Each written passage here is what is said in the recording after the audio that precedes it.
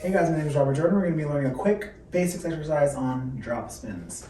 And this exercise is really helping you not only understand how to continue that motion with your equipment or with your weapon or gun or whatever, but it's also just teaching you how to kind of stay in time, right? Which is something we all need to kind of learn how to do in color guard. So we're going to start with our right hand under at the neck. That left hand is going to be over at the tip. You don't really want to focus too much on if you press your thumbs or not, but whatever your school does, if you're part of a current group, right? If your school doesn't do anything, press thumbs or wrap thumbs, we're just going to press them to kind of make sure we have a nice solid squeezing foundation up against our equipment when we start. That way when we do our push down with our left hand, and we're going to be pushing down count 8, we can make sure that it just goes straight down. So the first action you want to get used to is that you just push, right? Push straight down. You want to get used to doing this action, push and let the rifle swing.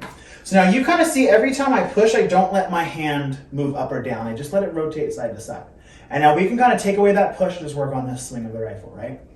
So kind of thinking of this little pendulum, we feel that natural swing. But then there's a moment when it's too heavy, right? It's that moment when it's straight down, pointing straight, down, down. That's when the weight's like maximized. So we kind of want to use that idea of it swinging, right? And we want to make sure it swings all the way around, and we just let it go after it swings, right? So you saw, as soon as I let it go, I just grab it right back in the same spot. Up and grab. So I'm just letting it swing, up and grab. I'm just kind of continuing that motion. We see how soft it is of a grab, right? So now kind of understanding this idea that we never needed this left hand to push. You never needed this the whole time. I'm hoping you're doing this little thing right here. You're just kind of feeling that swing, right? But you see I never needed to actually push. So with that, I don't ever have to start my drop spins only from a push, right? We're going to today just learn the exercise. But remember that whenever you're doing spins, I don't have to start from here. I just do it so I can start the energy. So now with this in knowledge, right? With this in mind as we go around and we're about to start our spins, we're only trying to keep the momentum going. But first we have to start it, right? That's where this push comes in handy. You push straight down, right? We don't dip or lift or anything before we push. We start this beautiful flat position that we already went over, and we start with our push to gain our energy. And now instead of stopping here, we're just letting our rifle swing around and re-grab. So this is just starting that momentum. Push, swing, grab. That's one spin, right? So we just did one drop, so we went push and grab. So now I kind of put it to counts, and I put it to numbers and stuff. We're going to be pushing on count 8 and, I'm a liar. We're going to be pushing on count 8, and we're going to be grabbing on that count 1, 5, 6, 7, 8, and 1. And right here on this grab, you're going to want to make sure that you're stopping with your rifle straight up and down. Again, it's okay if it goes side to side, but to show off a little more control after you get just this action, right? Then try to stop it straight up and down. Up, squeeze.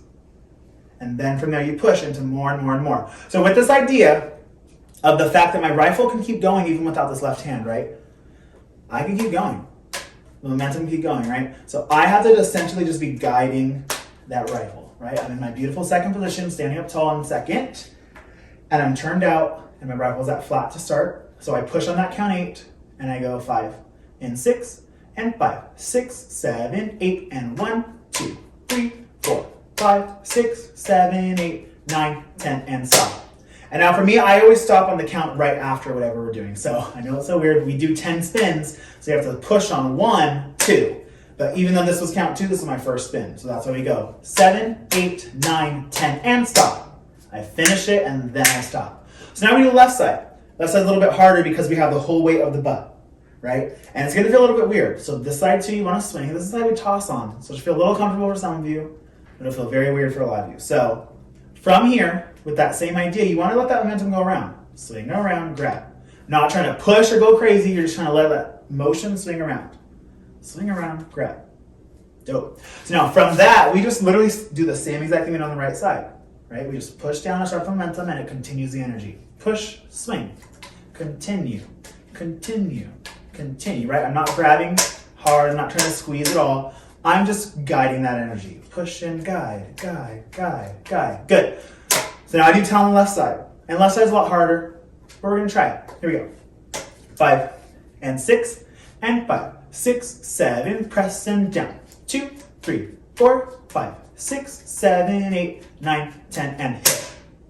So now I'll do 10, 10, 10, 10. This is a very common exercise. Again, you can just do them one off. You can do 4 if you want to and stop. But I like to do 10, 10, 10, 10. 1 because it's only 40 spins altogether.